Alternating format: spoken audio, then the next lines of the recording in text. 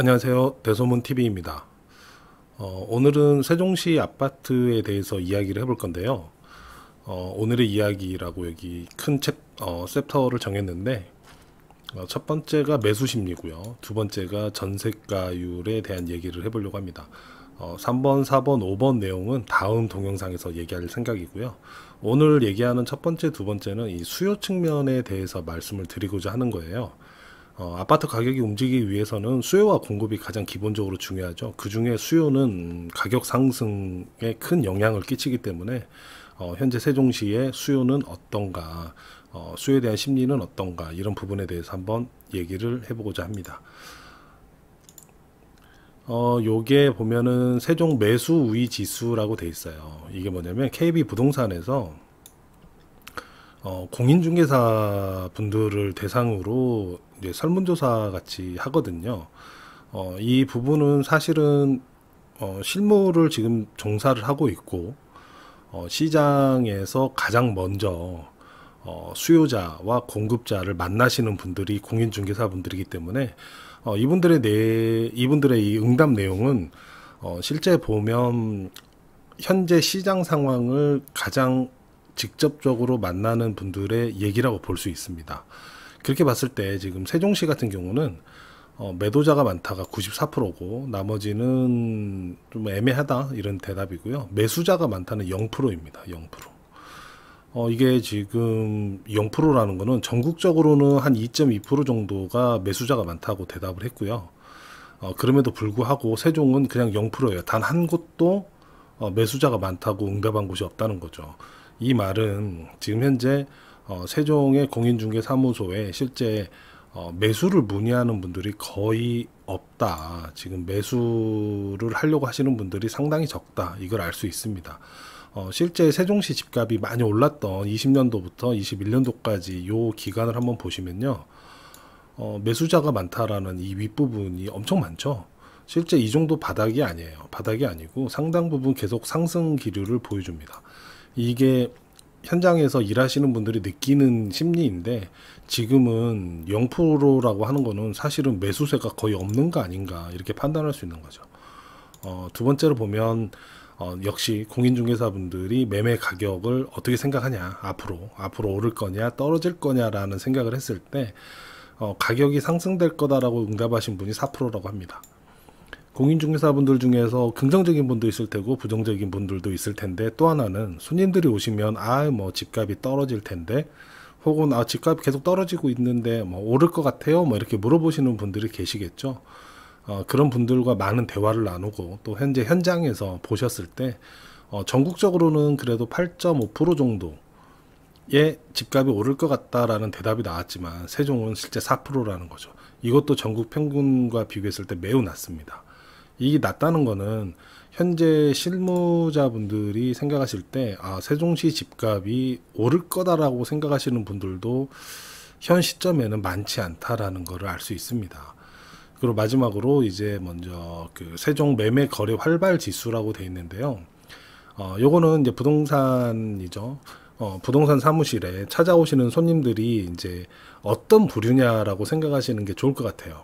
예를 들면 부동산 상승기라든가 또 거래가 활발할 때에는 대답을 활발함으로 많이들 하시죠. 그러니까 오셔서 나 사고 싶어요. 혹시 뭐 집 나온 거 있나요? 구경할 수 있나요? 이런 거 물어보시는 분들이 많다는 얘기죠. 근데 요즘은 이제 불경기라 전국적으로 낮아요. 전국적으로는 0.2%가 활발하다라고 말씀을 해주셨어요. 그런데 세종은 0%입니다. 단 한 군데도 KB 부동산에서 조사하는 곳에서는 단 한 군데도 활발하다고 얘기하시는 분이 없었다는 거죠.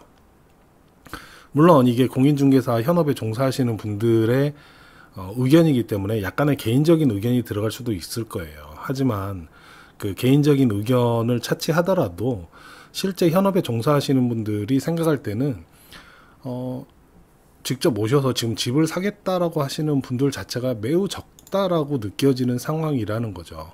이런 상황은 우리가 생각할 때, 우리가 공인중개사가 아닌 일반인 입장을 생각할 때 수요가 정말 적구나 이렇게 생각을 할 수 있는 부분입니다. 다음으로 처음에 말씀드린 것처럼 두 번째 전세가율 비교를 한번 해볼 건데요. 오늘 제가 뭐 예시로 샘플로 잡은 곳은 이쪽이 사생활권이에요. 이쪽이 사생활권 수르베 마을이라는 곳입니다.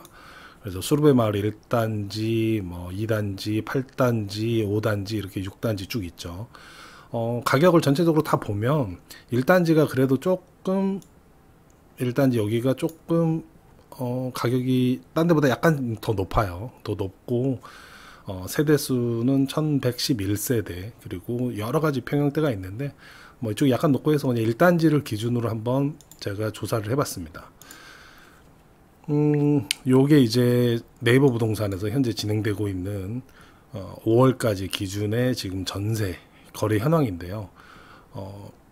눈으로 대충 보셔도 올라갔다가 떨어져서 이렇게 있다. 여기도 올라갔다가 떨어져서 이제 한 요 정도로 지금 많이 분포가 돼 있다 이렇게 나오는데, 실제 이 금액이 얼마인가 이게 중요하지는 않습니다. 이게 중요한 건 아니고요.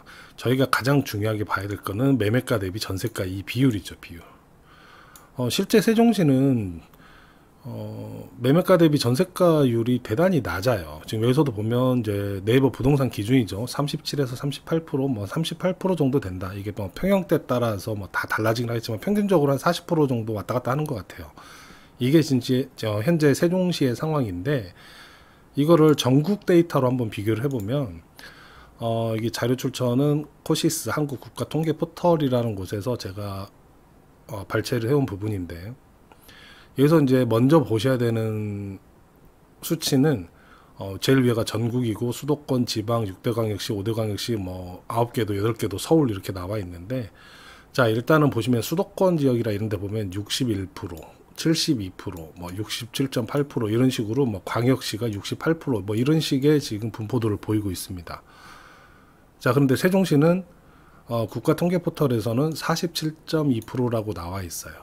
물론 이제 이런 부분이 제가 항상 말씀드리지만 통계라는 게 어떤 거를 표본으로 하느냐에 따라서 수치는 분명히 달라질 수 있을 겁니다. 그렇기 때문에 이 수치가 무조건 절대적인 건 아니에요. 실제 아까 보셨듯이 세종이 평균적으로 뭐 47.2%의 전세가율을 보인다고 돼 있지만, 실제 매물로 나와 있는 이 네이버 부동산에 보면 38% 정도로 돼 있잖아요. 그러니까 이거는 제가 항상 말씀드리지만 이러한 통계는 이 수치가 무조건 100% 정확하다, 이게 실제 내가 생각하는 부분의 거를 반영을 한다라는 생각보다는 그 통계가 가리키는 추세를 확인하는 게 중요하다고 생각을 합니다.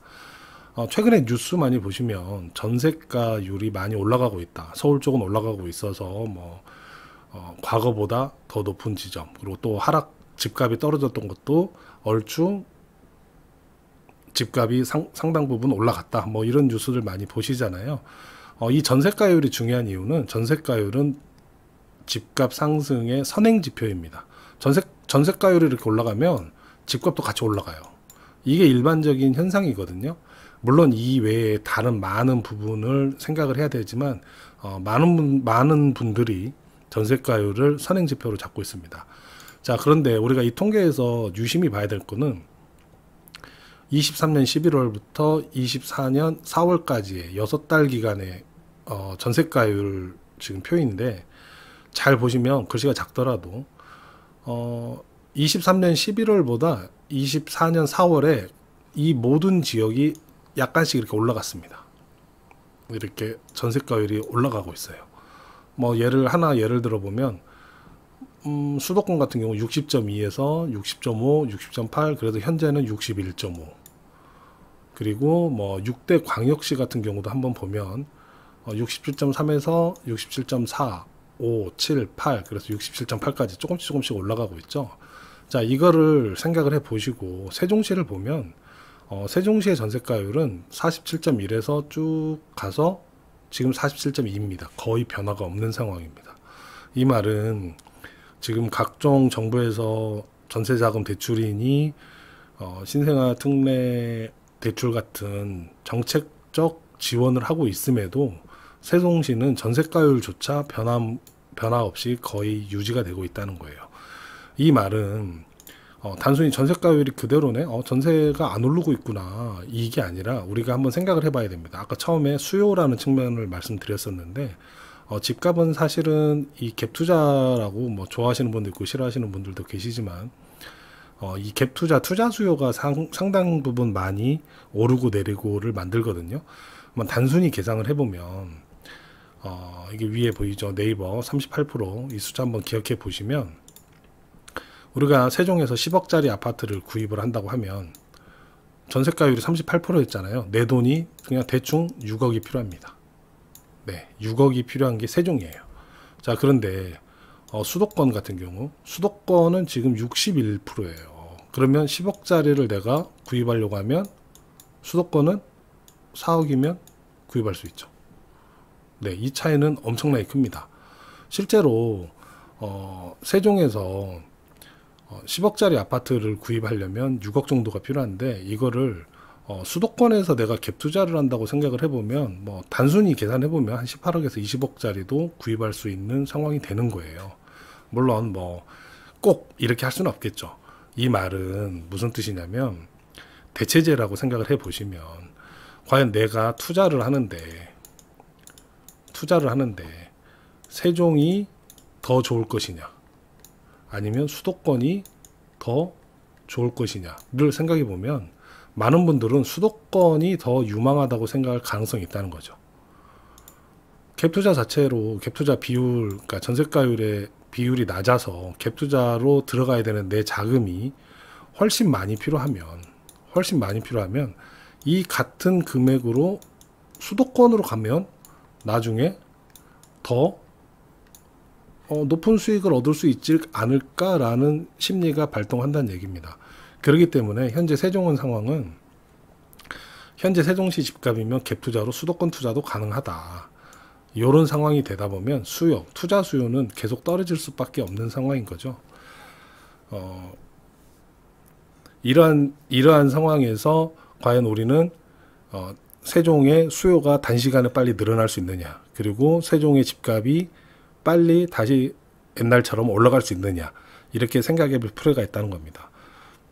근데 수요가 많이 지금 꺼져 있는 상황에서 제 개인적인 생각으로는 당분간 세종은 수요라는 부분에서는 결코 좀 좋은 상황은 아니다. 그래서 지난번 동영상에서도 말씀드렸지만 올 한 해, 그리고 내년 2025년 상반기까지는 저는 실수요자 입장으로서 한번 계속 지켜볼 생각입니다. 오늘도 동영상 봐주셔서 너무 감사하고요. 다음에 나머지 공급적인 측면에 대해서 한번 말씀드리도록 하겠습니다.